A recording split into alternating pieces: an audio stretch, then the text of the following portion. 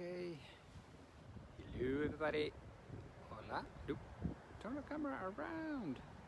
There we go. This is working.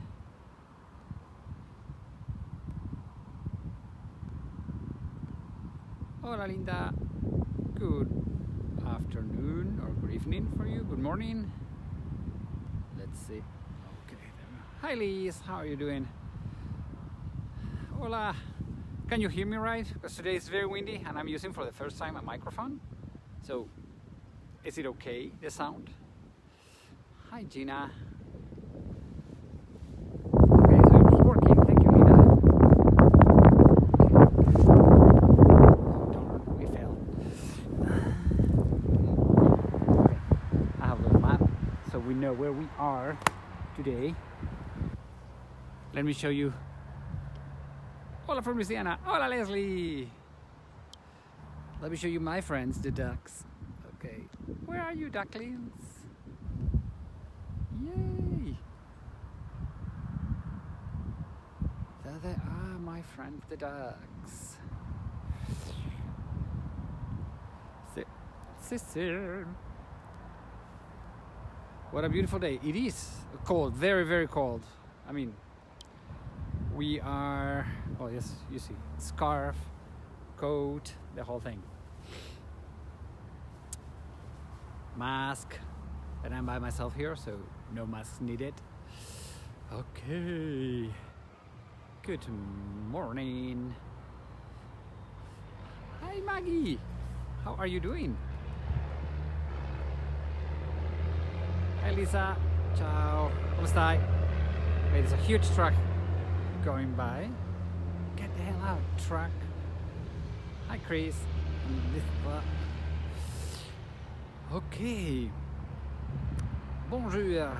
Comment ça va?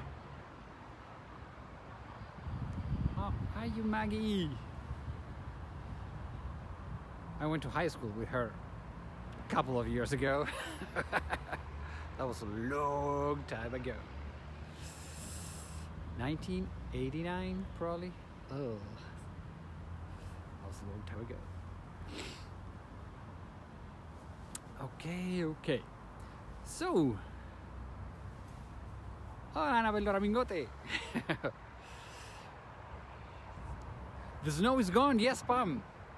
It's more in Madrid. Here in the north, we had some snow, but it was not as bad as it was in Madrid. It is still a mess. Yeah, it's like, oh, this storm Filomena has hit Spain big time. And the middle of Spain, it's total chaos. It's like not all the roads are open yet, so it's like, oh, not a good thing. Okay, I think it's 5 o'clock, more or less.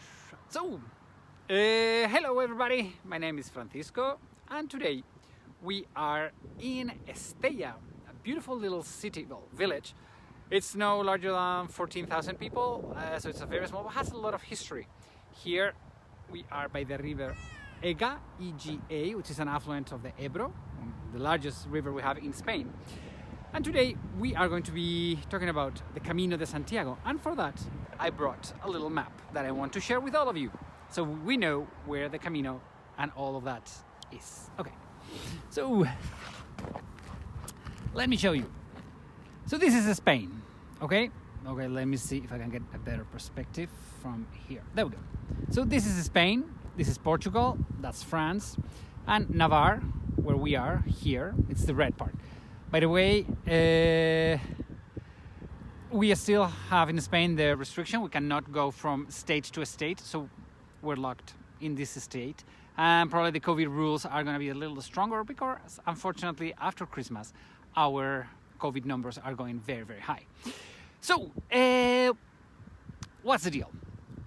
If you follow all of these broadcasts that I've been doing, we were one day in Puente de la Reina, which is where all the Caminos de Santiago join. Today we're like 2 days after that. Okay, if you're a pilgrim from Puente de la Reina to here, it takes 2 days. So the thing is that the Camino de Santiago comes all the way from Europe, from many, many caminos. Okay, stop at wind. and it comes all the way through here. Okay, so we are what we are called the beginning of the Camino de Santiago. Okay, we'll talk about the Camino, but I'm gonna start walking. Let me turn this around. Nope, there we go. Okay, so let me take this little map out of here. Uh-oh, doesn't want to go inside. Sorry for the movement. Okay. Whoa. Where are you guys? Hello. Nope. Okay. Whew. We're back. Sorry for that. I don't know what happened there. Okay, so we're gonna start walking. I see people, so time to get the mask on. Where? One side, the other side. So we are in Estella, and as I told you, we are going to be walking on the Camino de Santiago. So right now we are in part of the Camino. The Camino walks along this river, okay? And the Camino de Santiago, at the beginning, there were many different routes until the 11th century, when a French bishop called Améry Picot came, walked the Camino, and he wrote a book called the Codex Calixtinus. The Codex Calixtinus, there are 5 volumes, and 4 of them, here you have to pray this, there you have to pray that, la la la la. But the most important thing is the fourth book. That fourth book, it is considered to be the first tour guide book in the world, okay? And it tells where to go and gives you recommendations, tips about the Camino de Santiago, okay? So it is, you know, one modern guidebook. Well, it was the first guidebook. And in that guidebook, Améry Picot said about Estella, I have it written here, he said that Estella is a city with good bread, good wine, a lot of fish and meat, and everything is about happiness, okay? So that is what Améry Picot said about the beautiful village of Estella.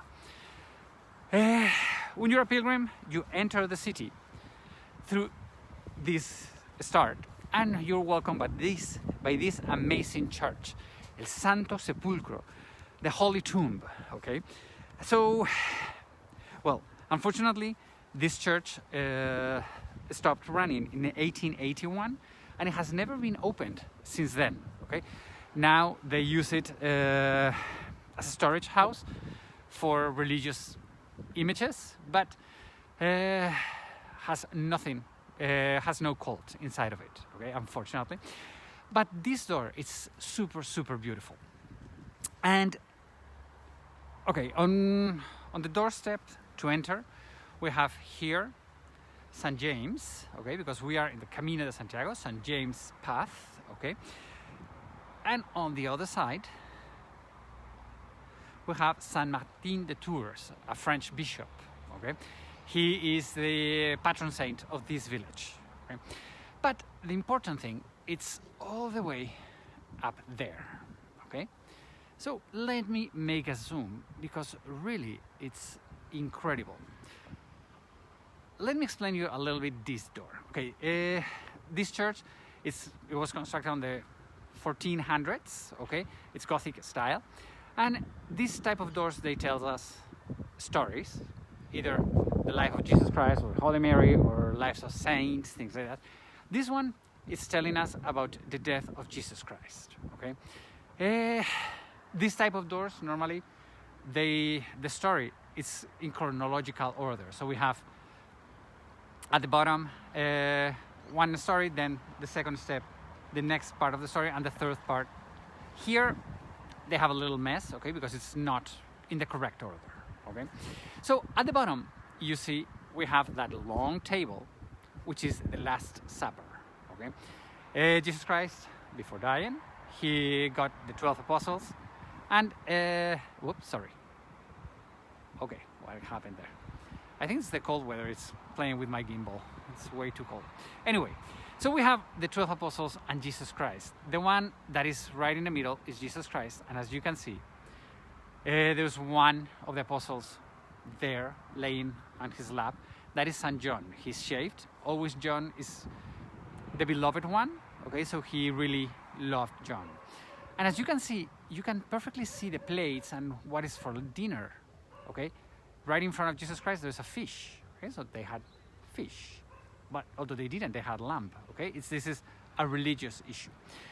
Then we have to skip this second part of the. Okay, and we go to the third stage. No, tranquilas, no pasa nada. Gracias. People kneeling down. So there we have Jesus Christ crucified. Okay, he's dead there. On the left, you have the Holy Mary. Okay, on the right, Saint John. On the two extreme. Okay, where are you? There. Okay, that's a little bit too far. You have the two thieves, and on the left of Jesus Christ, under the star, you have Longinos. Longinos was the one who killed Jesus Christ. Okay, once he was crucified, a car going by. He's the one that stabbed Jesus Christ in the heart. Okay, and the blood dropped in his eyes, and he's covering his eyes. Okay, once Jesus Christ is dead, we go down a little bit, and on the left you have the Holy Tomb, and the angel on top of the tomb telling the three Marys that Jesus Christ is not there. Where did Jesus Christ go? He went to this, where's my finger? Hold it. Okay. You see that huge big mouth right there? Okay, that's Jesus Christ going down to the... tranquilas.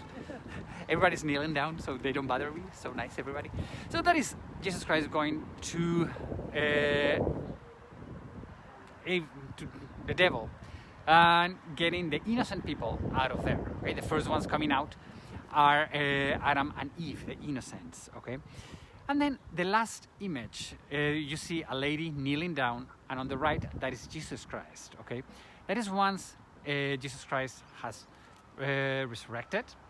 The thing is that that is called noli me tangere, which is a Latin word, it's meaning don't touch me, but more than don't touch me. It is don't pull me aside. Okay, so it's a beautiful representation of that Maria Magdalena, okay, believing that he is dead, but he has resurrected. The thing is that this door tells us about, okay, sorry. Okay, now I'm back, sorry. The thing is that this door stays here, but it doesn't end here. Because if you see, as we go higher, you see all of those angels singing, because all the way at the top we have Jesus Christ resurrected. Right? So it's a beautiful representation of the end of the life of Jesus Christ, but also the beginning of the holy life of Jesus Christ. Okay, the eternal life of Christ. So it's a beautiful door that I love. It has a couple of controversial things. One, let me see if I can get super close to it. Okay, holding the gate, we have these gentlemen here. Who are they? Okay, this gentleman here, it is pretty, isn't it, Jorge?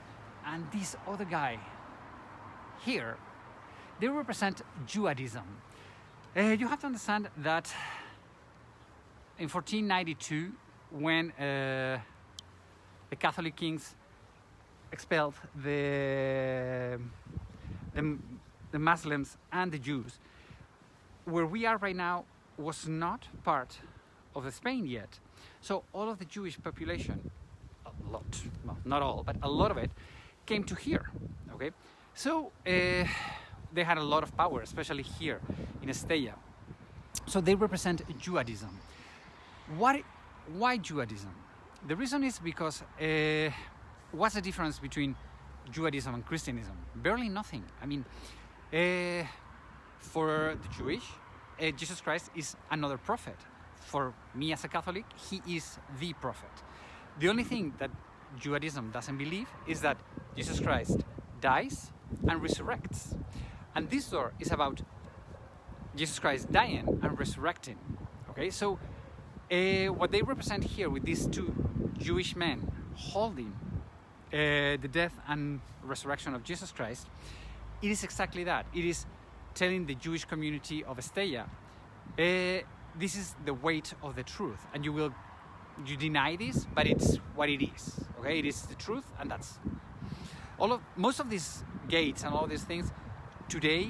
I don't think they would be politically correct to be constructed, but back then it was what it should be. Okay, sorry.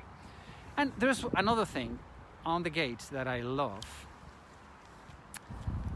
which is, let's see if we can make a super zoom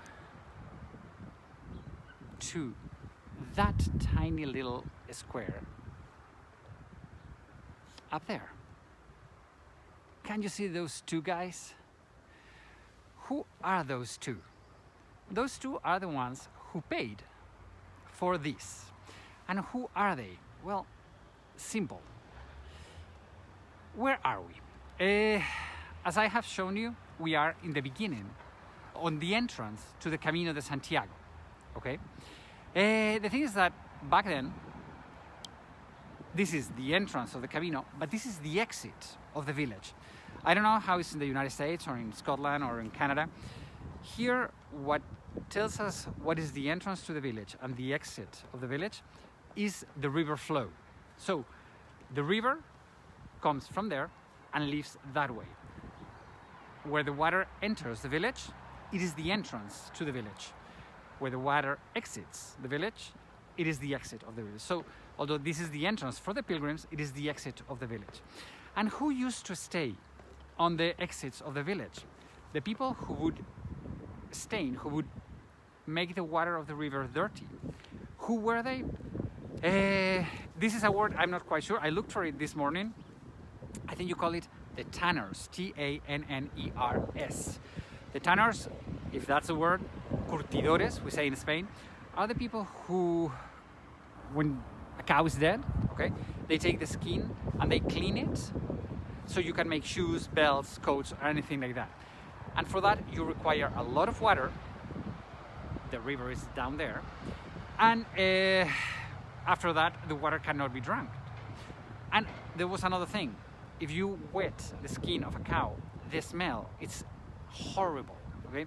If you have ever been to Morocco, oh my God, the name of the city. Marrakesh? No. Well, there's one city in Morocco where they still do... Sí, pase, no se preocupe. Where they still do all of these cow things, and the smell is horrible. So people didn't want to come to this side of the village. So the tanners, they paid for this church, so people would come to here because it was extremely, extremely beautiful. Marrakesh. No, not Marrakesh. It's the one with the white tile. Well, it will not come out. Anyway, so let's keep on walking the Camino. Okay, we're gonna say goodbye to this beautiful church. Hasta luego. Hi, Elizabeth. Fez. There we go. Thank you, William. Fez. That's it. So, the Camino de Santiago.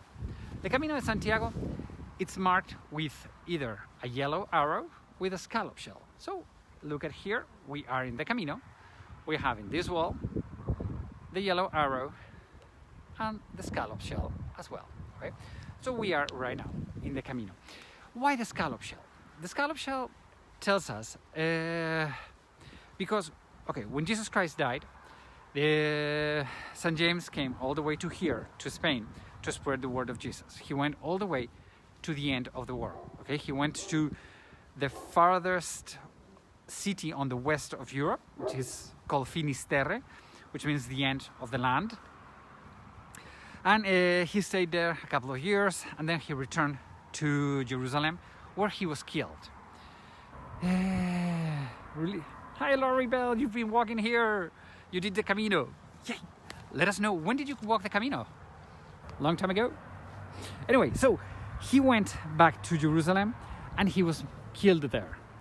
So what happened is that they put the body of St. James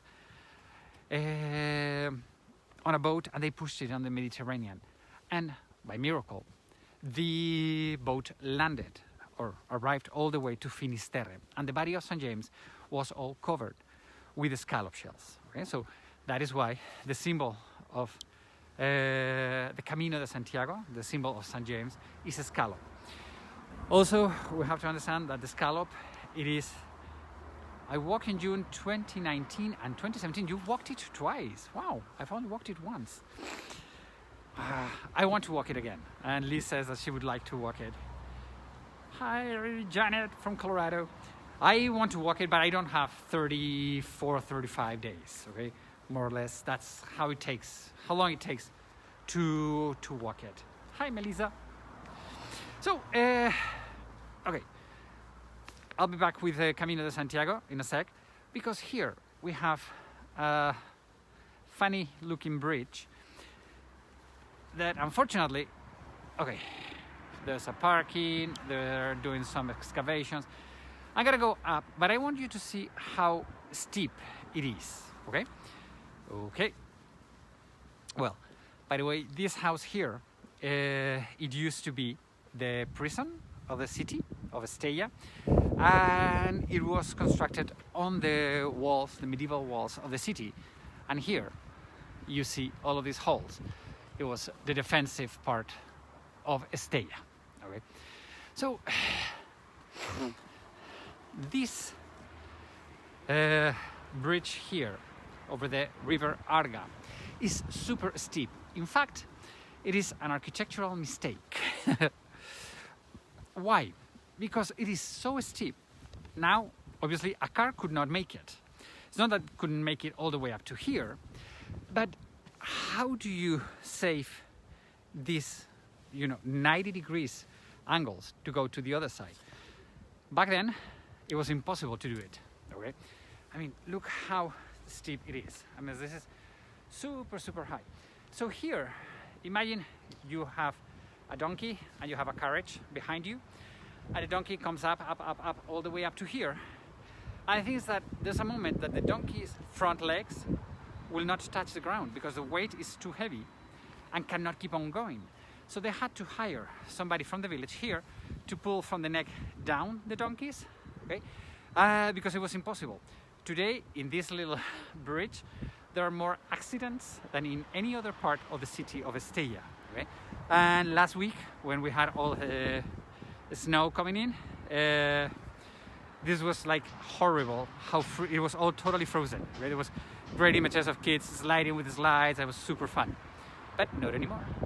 Thank God, all the snow is gone. So here we are on top of the bridge of the Ega River, and we're gonna go down again. I just want to show you how steep it is. So you walk the Camino twice. I walked the Camino when I was in high school. I went to an only boys Catholic school, and the thing is that in 2 summers we walked the Camino. I always say that personally I have walked the Camino, but I have not done the Camino, because the Camino is not only about the hike, it's not just the walk of it. It is more the emotional part of it, because when I walked it when I was, I think, 14 and 15 years old, there's barely nothing going on in your life. Now I'm a little bit over 15 years old. I'm almost 50. And the thing is that the life and everything, we're always doing many things, and we're always going too fast, and life is like go, go, go, go. We don't have time to stop and reflect and see what's going on in our lives. Well, that's what the Camino de Santiago gets to you. I mean, walking the Camino brings you time to think, brings you time to introspection. It is a very personal thing. I would say that when people walk the Camino, everybody trains their feet, and they do, I'm in this part of the world, I'm here, I'm training, but they only train physically. They don't train emotionally. The thing is that when you walk the Camino, you have to be prepared emotionally, because you're gonna be many hours on your own. You're gonna be thinking about your life, the things you've done well, the things you've done bad. It is a very strong experience. The thing is that many people that have walked the Camino, they do it again because it's a great life-changing experience. And what's the deal with it? Why the Camino? Because people that you are in the United States or in Canada, you have amazing hikes. You have the Appalachians. If you're in France, you can walk in the Alps. Anywhere around the world, we have beautiful hikes. Personally, what I think it's special about this hike is that people starting on the 9th century walked this street we're walking today. And having that heritage, having that spirituality into here gives that extra thing to the Camino de Santiago. It is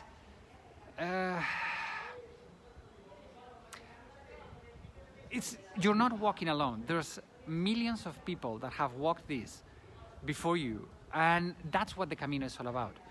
You're walking with them, and the next pilgrim that will walk your steps, you will be walking with them, because there's a very strong connection between pilgrims. Okay, there's a lot of camaraderie, people helping each other. It's a beautiful, beautiful pilgrimage. Okay, so for us, the people that we have been born, we had the privilege to be born on the Camino de Santiago. For us, it's a duty. It's not a duty, it's an honor to help pilgrims. For us, when you see a pilgrim in need, you don't question it. You just help it, and that's it. Because really, if they're here, if they have come all the way from who knows where in the world. We have people from China, Korea, India, everywhere around Europe, America, Africa, from Australia, people from anywhere in the world have decided to take time to come all the way to here. There has to be a reason. We don't know it. Maybe they don't even know it, okay, why they're here, but they're here. So, yeah, my friend William, he has walked the Camino. He walked it with his son, and it's incredible. So I would really encourage everybody to walk the Camino at least once in their lifetime. Okay. Well, why am I stopped here? Because let's see if you can see that other church that we're not going to go all the way up there. It's a beautiful Gothic church of St. Michael. Okay, there's a gate in front of me. One of the most beautiful experiences of my life. If you are just thinking about the Camino, do it. Yes, William, you are right. The Camino, it is a life-changing thing. I think, well, sorry to share your story. He walked it with his son, which I think it's probably one of the most beautiful things ever in the world. I mean, right now, in my personal life, my kids are beginning to leave the house. My daughter is in college. My son, today, he was accepted in college. So he's gonna study architecture.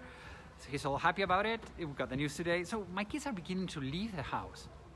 And I would love to spend 30 days walking with my kids, just with them, and talk with them and hate them, and they would hate you. So the emotions of the Camino are super, super strong.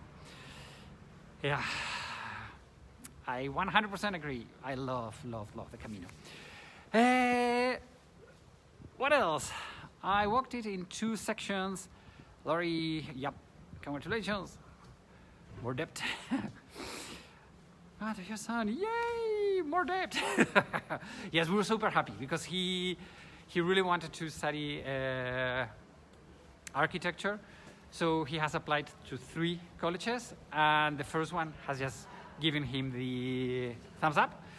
But we're gonna wait to see the other 2 because, well, we'll see what happens. He's all excited about it. I'm also very excited about it. But my baby's going. Yay! Okay, so let's continue with this square that I love in Estella.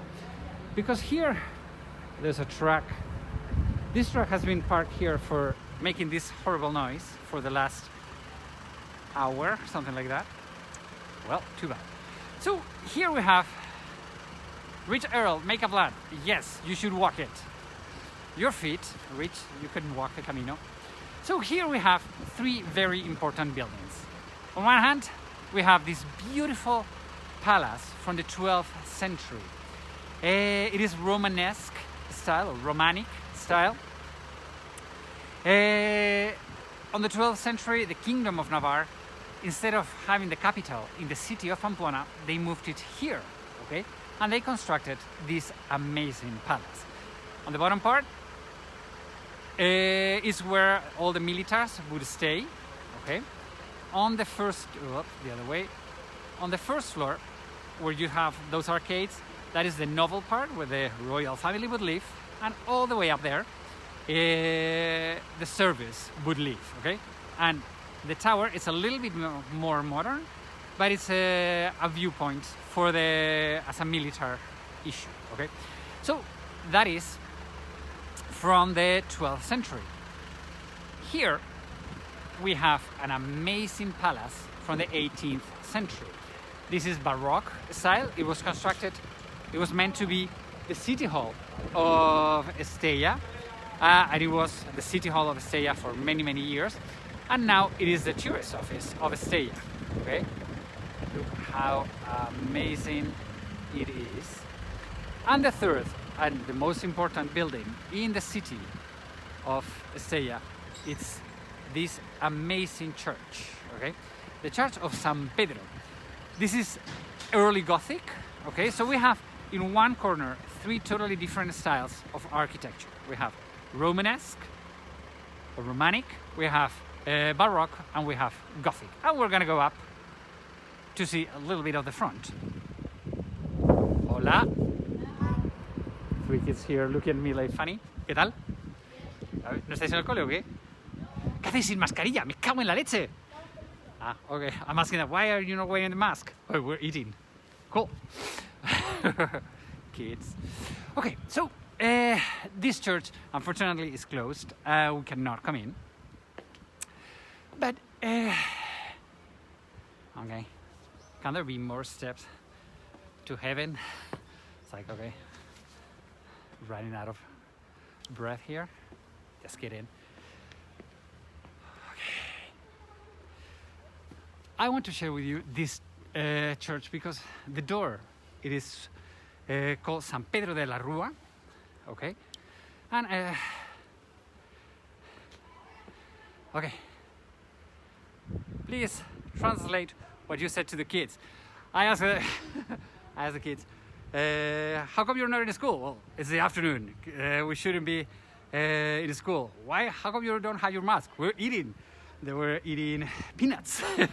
We have to build them, so if you eat, you're allowed to take your mask off. So I think it's kind of funny. They had all the right answers. A stairway to heaven? I don't know. Stairway to, oh my God, I'm gonna die. So this door to the Church of San Pedro de la Rua, it's very decorated. As you see, all the arches are highly decorated with very simple things, okay? It's not telling us any story at all, okay? It's just the pleasure of decoration, okay? Just the pleasure of making a beautiful, beautiful thing. And it's a tribute to nature. We have plants and leaves and everything is nature related. But the higher art, the art, look, make a zoom to it, the one farther on the left, you see those checks, okay? Those checks is called ajedrezado jaqués, one of those impossible words to be said in Spanish, which is, you know, the chess game, the black and white checks, okay? That is a symbol of the Camino de Santiago. And it goes all the way across from one side all the way to the other, okay? So the whole arch, it is that. What is that? The thing is that when you are a pilgrim, today we have the symbol of the yellow arrow and we have the scallop shell. Back then, that symbol, the symbol of these checks, it was the symbol of the Camino de Santiago. The pilgrims, whenever they would see it, they would know that they are in the Camino and they are not lost, okay? So it was a very important thing. You're gonna find, if you walk the Camino, this symbol, these checks, can be in the absence of a cathedral, can be on an altar, can be wherever, then you are in the Camino de Santiago, okay? And here, Jorge has a very important point, and that's why I want to come here. The inner arch that you see down there, with those multi-loops, what is that? That is a mudéjar style. Mudéjar style, it is the art that the Muslims left in Spain, okay? When the Moors, the Muslims, in 1492, they were expelled out of Spain. They took, unfortunately, this know-how out. If you go to the south of Spain, if you go to Granada, to Alhambra, you're going to see a lot of these. If you go to, I don't know, anywhere in the south of Spain, you're going to see a lot of these things. Okay. The thing is that here in the north, this is a huge exception. The reason is because we always say that we have never had Muslims, but that's absurd. We had them. And here is where you can see that we totally had them. And although the mudéjar art, it is considered to be before 1492, and this door, it is from before. This is a resemblance or a stone marks telling us, yes, there were Muslims here. And there's one more thing that I don't know if you're going to be able to see. Okay. At the entrance of the churches, normally we have el crismón, which is, okay, this, okay. I'm trying to work with the gimbal today and he is not working. Okay, that symbol over there, which is the circle with a P, which is for the Father, the X, Jesus, and the S, the Holy Spirit. And normally, on the left, we have an alpha, and on the right, we have an omega, which is the beginning and the end. Okay? The beginning and the end of the religion is God, it's everything. Okay? So this symbol represents everything. This symbol in here has one mistake. It's not the alpha and the omega. It is the omega and the alpha. It is backwards. Why? How do Arabs write? They write from the left to the right. Sorry, from the right to the left. The other way that we do. Okay, so if we didn't have enough clue that all of these multi-loops is Muslim heritage, with this omega alpha, it is 100% clear that it is. Okay, so that is a great symbol. When people say, oh, we don't have Muslim heritage here in Navarra, as I would say, bull, we do have a lot of it. What else can I tell you? Look at the views, because pretty much this is all I wanted to show you here in the village of Estella. Let me make a little panoramic of the beautiful village, because today, yay Tara, hey Tara, woo. Okay, 5:30. It's like, yes, meow, teachers. So from here, as you can see, it's a huge, very beautiful viewpoint of the village. And this church was, okay, I need to cover up because it's beginning to rain. Okay, so from here, the bells, yes, so beautiful. From here, they could control the pilgrims, the whole thing, okay? So imagine from the tower, of the tower bell of the church. So it was a very, very important thing, okay? So the views from Estella are super, super important. Okay, my friends, so from here, I'm going to say goodbye. Thank you so much for watching. I have left a little tip jar. If you leave any tips, thank you very much. Tips are super welcome, super appreciated. I hope you have enjoyed it. Hopefully you have learned a little bit. And what else? Tomorrow I'm going to be broadcasting for Guide Collective's guidebook. We're going to be talking about bullfighting. Yay! I think it's going to be 7 o'clock in the afternoon at Adventures with Sarah. So check on it, because I think we are going to be able to broadcast from inside of the bull ring. They're going to open the bull ring for us. Yes! See you tomorrow. It's been a great pleasure. Everybody, kisses. I shall see you walking the Camino or somewhere else.